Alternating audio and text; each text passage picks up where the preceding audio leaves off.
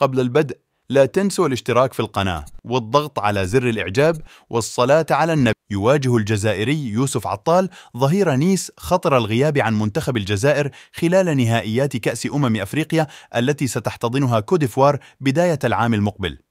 يعيش خريج مدرسة شبان نادي أتلتيك بارادو في الفترة الحالية ظروف نفسية صعبة للغاية بسبب وجود ملاحقة له من قبل القضاء الفرنسي.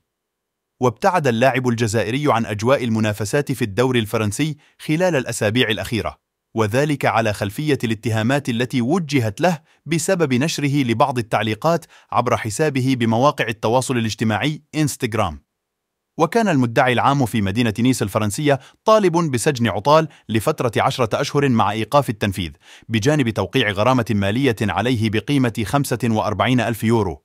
ووفقا لمصادر إعلامية فرنسية، فإن المحكمة المختصة ستصدر قرارها النهائي بخصوص ملف قضية عطال يوم 3 جانفي المقبل.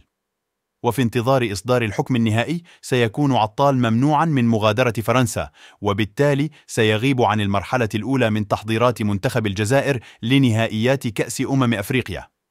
كما يواجه عطال خطر الغياب عن بطولة أفريقيا في صورة إقرار المحكمة الفرنسية عقوبة السجن تجاهه دون إيقاف التنفيذ.